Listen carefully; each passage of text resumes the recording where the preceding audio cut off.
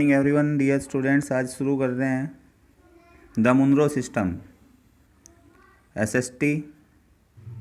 SST में आपकी history हो गई क्लास 8 हिस्ट्री लेसन थर्ड में हमारा टॉपिक आ रहा है द मुनरो सिस्टम।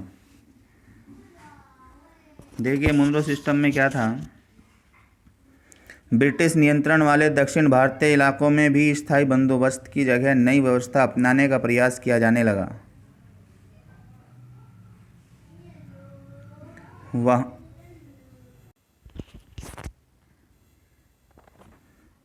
देखिए बच्चों, in the British territories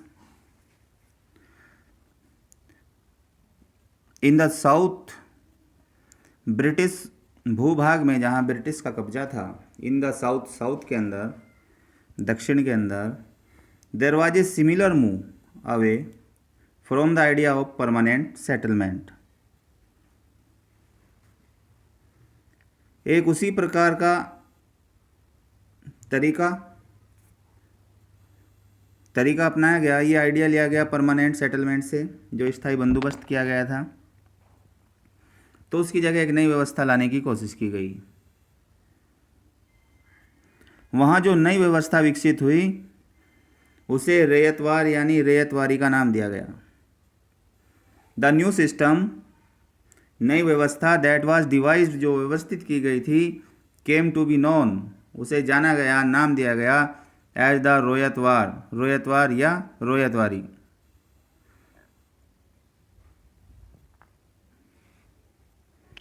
captain Alexander read ने टीपू सुल्तान के साथ चले युद्धों के बारे में कंपनियों द्वारा कब्जे में लिए गए कुछ इलाकों में इस व्यवस्था को आजमा कर भी देख लिया था। इट वॉज ट्राइड,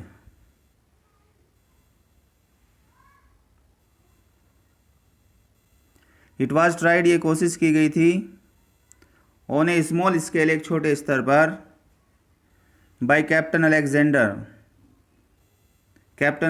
के द्वारा। Read in some of the areas,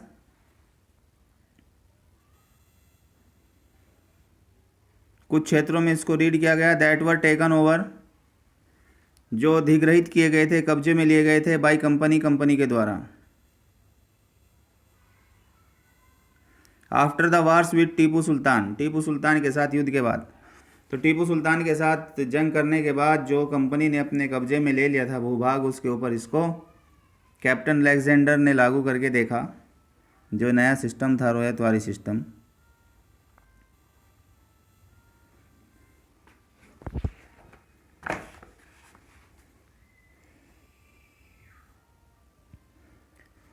इसके बाद बच्चों टॉमस मुनरो ने इस व्यवस्था को विकसित किया और धीरे धीरे पूरे दक्षिण भारत पर यही व्यवस्था लागू कर दी गई। Subsequently developed by Thomas Munro, आगे चल कर के इसे डेवलप किया गया, विकसित किया गया बाय थॉमस मुनरो के द्वारा। This system was gradually extended, यह व्यवस्था वाज थी ग्रेजुअली, धीरे धीरे एक्सटेंडेड, फैला दी गई, ऑल ओवर साउथ इंडिया, सारे दक्षिणी भारत के ऊपर। रीड और मुनरो को लगता था कि दक्षिण में परंपरागत जमींदार नहीं थे। ये रीड नाम है बच्चों। Read and Munro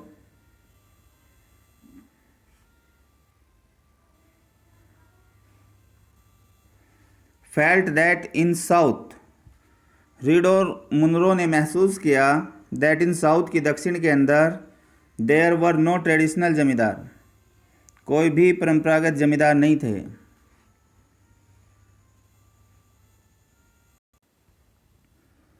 the settlement, they argued, जिस सेटलमेंट का उन्होंने तर्क दिया, had to be made directly with the cultivators, वो सीधे कल्टिवेटर्स कहते हैं किसानों को, किसानों प्रत्यक्ष रूप से किसानों से उसका संबंध होना चाहिए।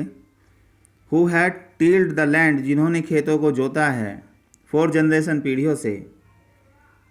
There fields had to be carefully and separated surveyed, उनके खेतों का सावधानी पूर्वक और अलग से सेपरेटली सर्वे किया जाना चाहिए, सर्वेक्षण किया जाना चाहिए। Before the revenue assessment was made, revenue के निर्धारण से पहले। तो क्या तर्क था उनका कि जब रेवेन्यू का हिसाब लगाते हैं किससे कितना रेवेन्यू लेना है, कितना लगान वसूलना है, उससे पहले उनके खेतों का सावधानी पूर्वक और अलग से सर्वे किया जाना चाहिए।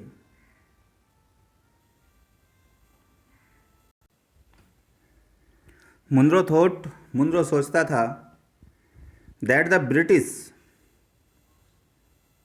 शुड एक्ट, कि ब्रिटिश को काम करना चाहिए एज पैटर्नल फादर, पिता की भांति, पैटर्नल फादर फिगर, पिता की भांति, प्रोटेक्टिंग दैम, उनकी सुरक्षा करने के लिए, द रियोर्स, किसानों की, अंडर देयर चार्ज, अपने चार्ज के अधीन। ऑल वाज नॉट वेल, सब कुछ ठीक नहीं था। नई व्यवस्था लागू होने के बाद महज कुछ साल के भीतर उनमें समस्याएं दिखाई देने लगी।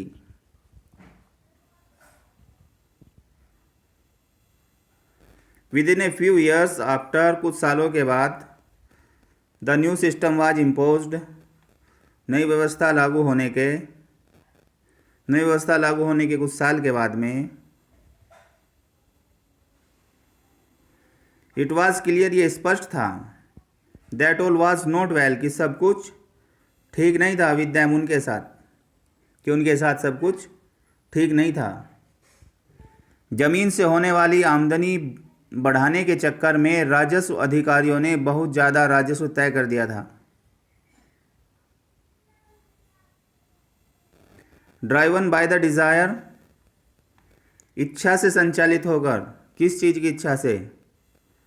To increase the income from land, जमीन से आमदनी को बढ़ाने की इच्छा से संचालित होकर, इसकी वजह से revenue officials fixed too high,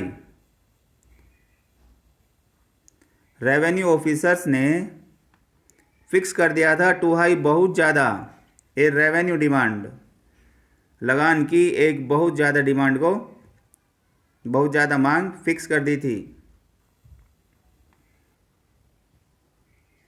किसान राजस्व चुका नहीं पा रहे थे। पीजेंट्स वर अनेबल टू पे, किसान, पीजेंट्स कहते हैं किसानों को, पीजेंट्स अनेबल थे, योग्य थे, टू पे, चुकाने में। रैयत गांव से भाग रहे थे, रैयत का मतलब किसान, किसान गांव से भाग रहे थे। बहुत सारे क्षेत्रों में गांव वीरान हो गए थे।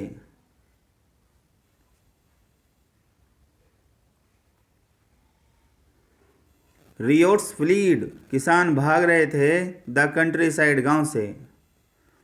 And villages became deserted in many reasons, और गांव डेजर्ट हो गए थे, खाली पड़ गए थे, इन मैनी रीजन्स, बहुत सारे क्षेत्रों में, बहुत सारे क्षेत्रों में गांव खाली हो गए थे, वीरान पड़ गए थे। आशावादी अफसरों को उम्मीद थी कि नई व्यवस्था किसानों को संपन्न, उद्यमशील किसान बना देगी, लेकिन ऐसा हुआ नहीं।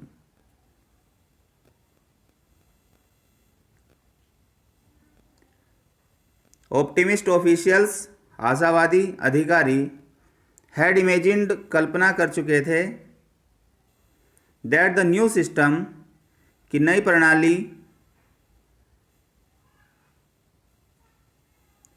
वुड ट्रांसफॉर्म द पीजेंट, किसानों को बदल देगी,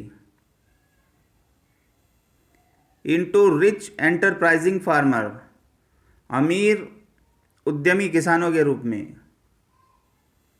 but this did not happen, लेकिन ऐसा हुआ नहीं।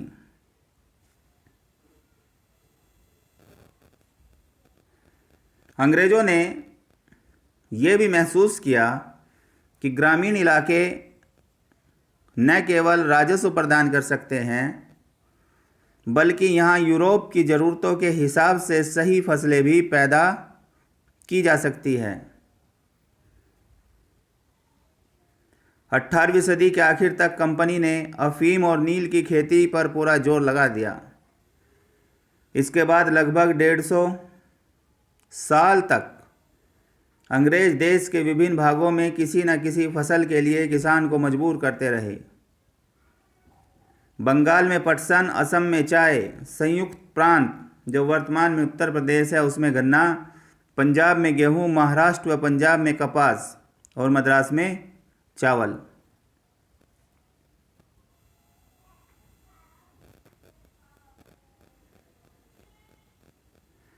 The British also realised, British ने यह भी रियलाइज किया, यह भी महसूस किया that the countryside could not only yield revenue, कि गांव केवल रेवेन्यू को ही पैदा नहीं कर सकते, इट कुड ऑल्सो ग्रो, ये उगा सकते थे द क्रॉप फसलों को दैट यूरोप रिक्वायर्ड, जिनकी यूरोप को आवश्यकता थी। By the late 18th century, 18वीं सदी के आखिर तक, 18वीं सदी के आखिर से the company was trying, company कोशिश कर रही थी इट्स बेस्ट, अपनी तरफ से बेहतर, टू एक्सपेंड, फैलाने के लिए, द कल्टीवेशन, खेती बाड़ी को, ऑफ ओपियम एंड इंडिगो, अफीम और नील की।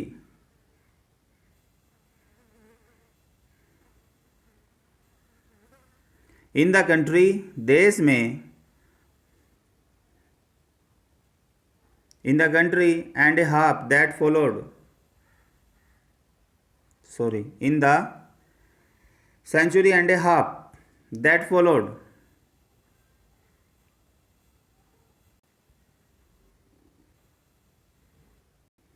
देखिए बच्चों, in the century and a half, 150 साल, दैट फॉलोड, इसका अनुसरण किया गया, 150 सालों तक इसका अनुसरण किया गया। द ब्रिटिश परसुएडेड और फोर्स्ड, किसान, ब्रिटिश ने मजबूर कर दिया कल्टीवेटर्स, किसानों को, in various parts of India, Bharat के अलग अलग हिस्सों में, टू प्रोड्यूस, पैदा करने के लिए, अदर क्रॉप्स, दूसरी फसलों को, जूट इन बंगाल, बंगाल में जूट, जूट पटसन, टी इन आसाम, आसाम में टी, आसाम में चाय, sugar can in the United provinces, न उत्तर प्रदेश, और संयुक्त प्रांत जो वर्तमान में उत्तर प्रदेश में है उसमें गन्ना। वीट इन पंजाब, पंजाब में गेहूं, कॉटन इन महाराष्ट्र, महाराष्ट्र में कपास, एंड पंजाब, महाराष्ट्र और पंजाब में कॉटन यानी कपास। राइस इन मद्रास, मद्रास में चावल। ये फसलें पैदा कराई ब्रिटिश ने। यह कैसे किया गया? यह कैसे किया गया? How was this done? अंग्रेजों ने अपनी ज़रूरत की फसलों की खेती को फैलाने के लिए कई तरीके अपनाए।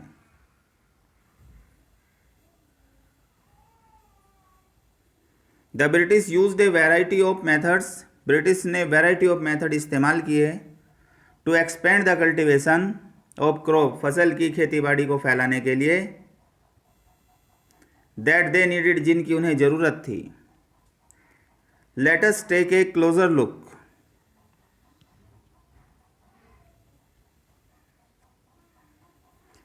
आइए एक क्लोजर लुक लेते हैं, नज़दीक से समझते हैं। At the story of one such crop, एक ऐसी फसल की स्टोरी को, one such method of production, उत्पादन के एक ऐसे मेथड को। अब अगला टॉपिक है बच्चों, क्या रंग का भी कोई इतिहास है? Does colour have a history? चित्र 5 और 6 में सूती कपड़ों के छापों की 2 तस्वीरें दी गई हैं। ये फिगर दे रखी है 5 और 6, 2 तस्वीरें दे रखी हैं।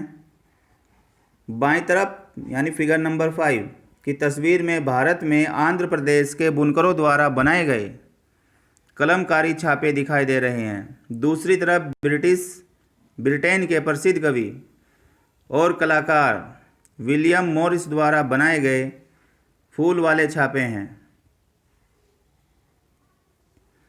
दोनों छापों में एक बात समान है, दोनों में ही गहरे नीले रंग का इस्तेमाल किया गया है।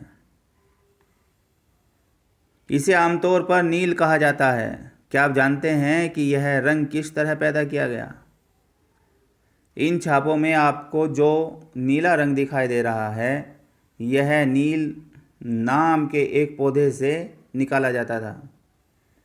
इस बात की काफ़ी संभावना है कि 19वीं सदी के ब्रिटेन में मॉरिस के छापों में इस्तेमाल किया गया नीला रंग भारत में उगने वाले नील के पौधों से तैयार किया गया होगा। उस समय भारत दुनिया में नील का सबसे बड़ा स्रोत था।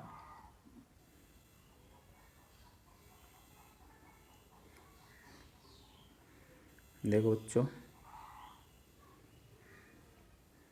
Figure 5 and 6 are two image of cotton prints. 5 और 6 जो फिगर है, ये दो इमेज हैं कॉटन प्रिंट्स की। The image on the left figure 5 shows A Kalamkari print. ये कलमकारी प्रिंट को दर्शाती है। Created by weavers of Andhra Pradesh in India, जो भारत में आंध्र प्रदेश के बुनकरों द्वारा प्रिंट की गई थी। ऑन द राइट में दाहिनी तरफ इज ए फ्लोरल कॉटन, एक फ्लोरल कॉटन प्रिंट है। डिजाइंड जो डिजाइन की गई थी एंड प्रोड्यूस्ड बनाई गई थी by William Morris, William Morris के द्वारा। कौन है William Morris? A famous poet, एक प्रसिद्ध कवि एंड आर्टिस्ट और कलाकार ऑफ 19th सेंचुरी, 19वीं सदी का ब्रिटेन में। There is one thing common, एक चीज कॉमन है, एक चीज कॉमन है इन टू प्रिंट्स, दोनों प्रिंट में एक चीज कॉमन है। Both use a rich blue colour, दोनों में ही गहरा ब्लू कलर इस्तेमाल किया गया है। कॉमनली कॉल्ड इंडिगो, जो साधारणतः इंडिगो कहा जाता था, नील कहा जाता था। डू यू नो, क्या तुम जानते हो how this colour was produced? ये कलर कैसे पैदा किया गया था? The blue that you see, नील जो तुम देखते हो इन दीज प्रिंट्स, इन प्रिंट में, was produced from a plant, एक पौधे से तैयार किया गया था। कोल्ड इंडिगो, जिसे इंडिगो कहते थे। इट इज़ लाइकली, ये संभावना है, दैट द ब्लू डाई, कि जो नीले रंग की डाई यूज्ड इस्तेमाल की गई in the Morris print, Morris के प्रिंट में 19th सेंचुरी में ब्रिटेन के अंदर, वाज मैन्युफैक्चर्ड, ये निर्मित की गई थी फ्रॉम द इंडिगो प्लांट्स, ये नील के पौधों से मैन्युफैक्चर की गई थी। कौन से Indigo plants? Cultivated in India, जिन्हें भारत में पैदा किया गया था। For India was the biggest supplier of indigo in the world at that time, उस समय इंडिया सबसे बड़ा सप्लायर था नील का दुनिया के अंदर। Why the demand for Indian indigo, भारतीय नील की मांग क्यों थी? देखिए बच्चों, भारतीय नील की मांग क्यों थी? नील का पौधा मुख्य रूप से उष्ण कटिबंधीय इलाकों में ही उगता है। द इंडिगो प्लांट्स, नील का पौधा ग्रोज उगता है प्राइमरली, मुख्यतः इन द ट्रॉपिक्स, उष्ण कटिबंधीय इलाकों में। 13वीं सदी तक इटली, फ्रांस और ब्रिटेन के कपड़ा उत्पादक कपड़े की रंगाई के लिए भारतीय नील का इस्तेमाल कर रहे थे। बाय द 13th सेंचुरी, 13वीं सदी के अंत तक Indian Indigo was being used, Indian Indigo का इस्तेमाल किया जा रहा था बाय क्लॉथ मैन्युफैक्चरर्स, कपड़ा निर्माताओं के द्वारा, in Italy, France and Britain, Italy, France और ब्रिटेन में, टू डाई क्लॉथ, कपड़े को डाई करने के लिए। हाउएवर, हालांकि only small amounts of Indigo, हालांकि थोड़ी सी मात्रा ही इंडिगो की रीच पहुंचती थी द यूरोपियन मार्केट, यूरोपीय बाजारों में, एंड इट्स प्राइस, और इसका मूल्य वाज था वेरी हाई, बहुत ज़्यादा। यूरोपियन क्लॉथ मैन्युफैक्चरर, यूरोपियन कपड़े के निर्माता, देयरफॉर इसीलिए हैड टू डिपेंड, उन्हें निर्भर होना पड़ता था, ऑन अनोदर प्लांट, दूसरे पौधे पर, कोल्ड वोड, जो वोड कहा जाता था, to make violet and blue dyes, बैंगनी और नीले रंग के लिए, being a plant of the temperate zone का पौधा होने की वजह से, टेम्परेट शीतोष्ण क्षेत्र का पौधा होने की वजह से, वोड वाज मोर इजीली अवेलेबल, वोड आसानी से उपलब्ध हो जाता था इन यूरोप में। It was grown in northern Italy, इसको उगाया जाता था नॉर्दर्न इटली में, साउथर्न फ्रांस में, and in parts of Germany, और जर्मनी के हिस्सों में, एंड इन ब्रिटेन, और ब्रिटेन में। वरीड बाय द कंपटीशन से चिंतित होकर, फ्रॉम इंडिगो से, वोड प्रोड्यूसर इन यूरोप के अंदर वोड के निर्माताओं ने, प्रोड्यूसर ने प्रेशराइज्ड दबाव बनाया, देयर गवर्नमेंट अपनी सरकार पर, to ban the import of indigo के आयात को बैन करने के लिए। क्लॉथ डायर्स, कपड़ा रंगने वाले, हावेवर हालांकि, प्रेफर्ड पसंद करते थे इंडिगो को एज ए डाई, एक डाई के रूप में। Indigo produced a rich blue colour,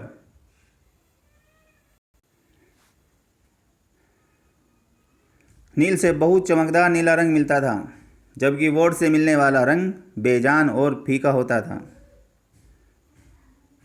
Indigo produce करता था ए रिच ब्लू कलर, एक बहुत चमकदार नीला रंग, वेरेज जबकि द डाई फ्रॉम वोड वाज पेल एंड डल, जबकि वोड से होने वाली डाई पीली और भद्दी थी, यानी बेजान रंग था उनका, फीका था।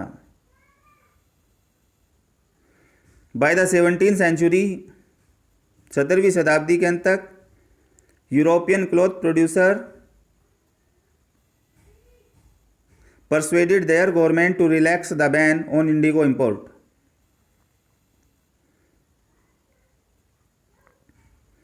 यूरोपियन क्लॉथ प्रोड्यूसर ने, देखो क्या हुआ बच्चों, 17वीं सदी के आते आते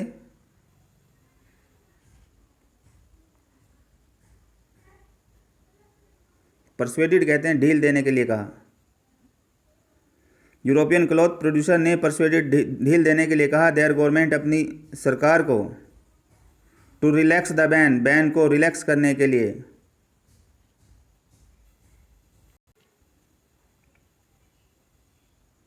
यूरोपियन क्लॉथ प्रोड्यूसर ने परसुएडेड राजी कर लिया, परसुएडेड का मीनिंग सही होता है राजी कर लिया, देयर गवर्नमेंट अपनी सरकार को, टू रिलैक्स ढील देने के लिए, द बैन पाबंदी के ऊपर, ऑन इंडिगो इंपोर्ट इंडिगो के आयात पर लगी पाबंदी में ढील देने के लिए यूरोपियन क्लॉथ के जो प्रोड्यूसर थे उन्होंने अपनी सरकार को राजी कर लिया।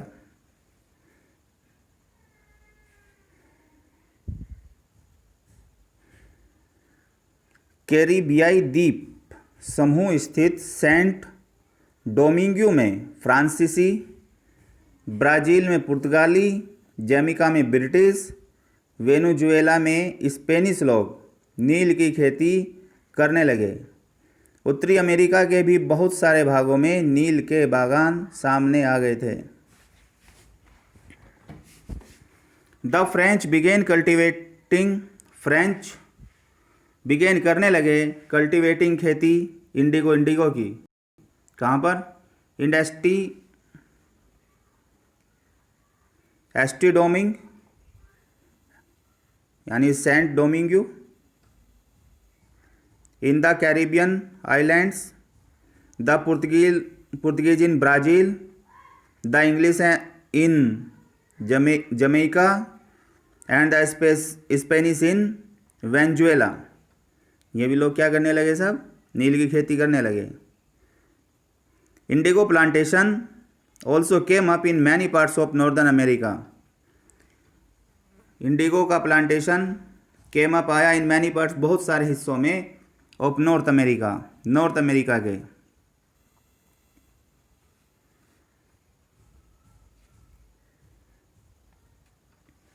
अट्ठारहवीं शताब्दी के आखिर तक भारतीय नील की मांग और बढ़ गई। By the end of 18th century, 18वीं सदी के एंड तक, the demand for Indian indigo, भारतीय इंडिगो की मांग ग्रीव फर्दर, आगे बढ़ गई और ज़्यादा बढ़ गई। ब्रिटेन में औद्योगिकरण का युग शुरू हो चुका था। Britain began to industrialise, Britain began करने लगा था टू इंडस्ट्रियलाइज, उद्योगीकरण, ब्रिटेन उद्योगीकरण करने लगा था। और उसके कपास उत्पादन में भारी इजाफा हुआ। एंड इट्स कॉटन प्रोडक्शन, और इसके कॉटन के प्रोडक्शन एक्सपेंडेड, बढ़ गया था ड्रामेटिकली, भारी मात्रा में बढ़ गया था। अब कपड़ों की रंगाई की मांग और तेजी से बढ़ने लगी, creating an enormous new demand, जिसने नई मांग को और ज़्यादा बढ़ा दिया, फॉर क्लॉथ डाई, कपड़े के रंग की।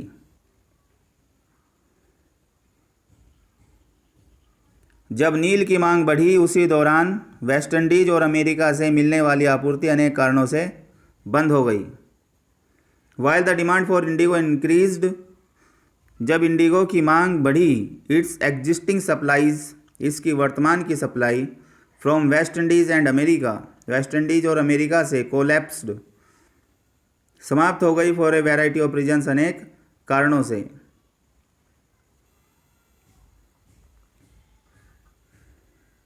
सत्रह सौ तिरासी से 1789 के बीच दुनिया का नील उत्पादन आधा रह गया था। बिटवीन 1783 एंड 1789, 1783 और 1789 के बीच, the production of indigo in the world, दुनिया के अंदर इंडिगो का प्रोडक्शन फेल बाय हाफ, आधे तक गिर चुका था।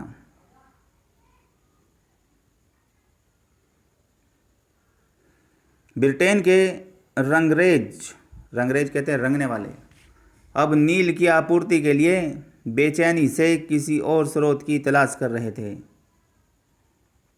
क्लॉथ डायर्स इन ब्रिटेन के अंदर कपड़ा रंगने वाले रंगरेज, नाउ डिस्पैरेटली लुक्ड, अब वो तलाश कर रहे थे, फॉर न्यू सोर्स, नए स्रोत की, फॉर इंडिगो सप्लाई, इंडिगो की सप्लाई के लिए। फ्रॉम वेयर, कहाँ से, कुड दिस इंडिगो, यह नील, बी प्रोक्यूर्ड, प्राप्त किया जा सकता था, ये नील कहाँ से प्राप्त किया जा सकता था। तो अब क्या होता है, Britain turns to India, Britain Bharat की तरफ को मुड़ता है।